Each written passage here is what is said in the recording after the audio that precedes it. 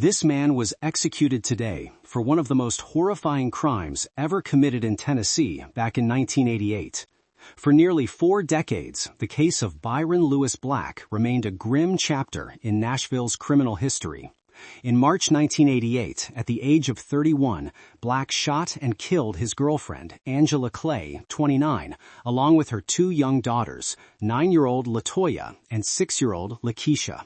The brutal triple homicide committed inside Angela's apartment sparked a lengthy legal battle that would culminate 37 years later in Black's execution.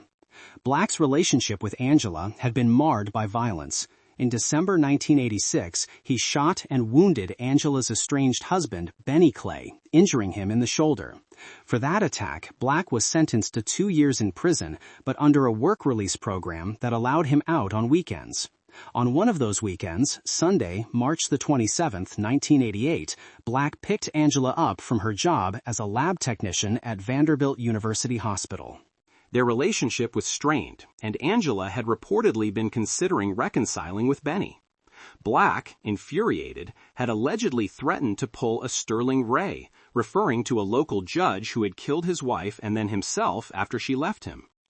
In the early hours of March the 28th, Black entered Angela's apartment at 1101 Wade Avenue, Apartment B, and executed all 3 occupants. Angela was found dead in her bed, shot in the head while she slept.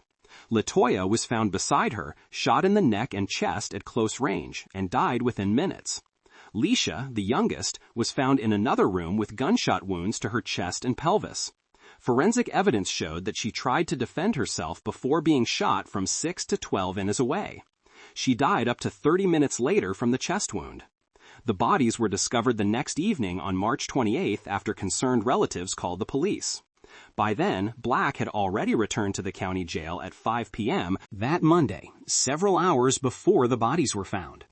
He initially denied any involvement and gave conflicting accounts, first claiming he had dropped Angela and the girls off at her mother's home, then later telling a different version with his attorney present, saying he had gone to the apartment, found the bodies, and fled in a panic. Ballistics evidence became the turning point. The bullets recovered from the victims matched the one Black had fired at Benny Clay 2 years earlier. That forensic link led to Black's arrest on April 21, 1988, and he was formally charged with 3 counts of first-degree murder. Jury selection began in February 1989. Black's defense attempted to halt the trial by arguing that he was mentally incompetent, but the case moved forward. On March 8, 1989, a Davidson County jury found Black guilty on all 3 counts. The verdict was announced on what would have been Lakeisha's 7th birthday, a moment her father, Benny, called the best birthday gift for his youngest daughter. During sentencing, the prosecution sought the death penalty. On March 10, 1989, Judge Walter Kurtz sentenced Black to death by electrocution for the murder of Lakeisha Clay following the jury's unanimous recommendation. However, the jury could not agree on the death penalty for the murders of Angel LaToya. So, the judge imposed 2 consecutive life sentences for those counts, along with an additional 15 years for burglary and 2 firearms violations for firearms violations. Over the next several decades, Black remained on death row as he exhausted every appeal. His case became more complex due to mental health issues.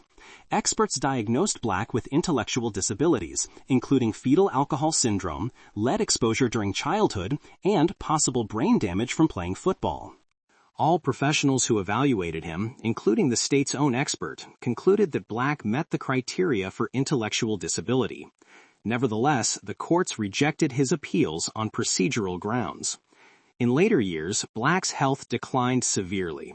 By the age of 69, he was confined to a wheelchair and suffered from dementia, kidney failure, congestive heart failure, and other chronic conditions. In May 2024, doctors implanted a cardioverter defibrillator, a device that functions both as a pacemaker and emergency shock unit.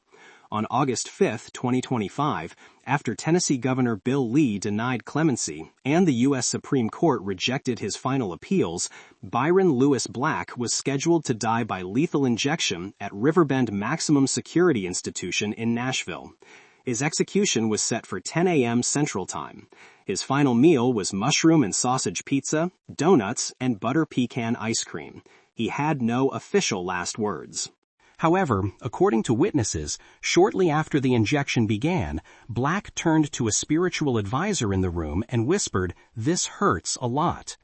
Black was officially pronounced dead at 10:43 a.m. Central Time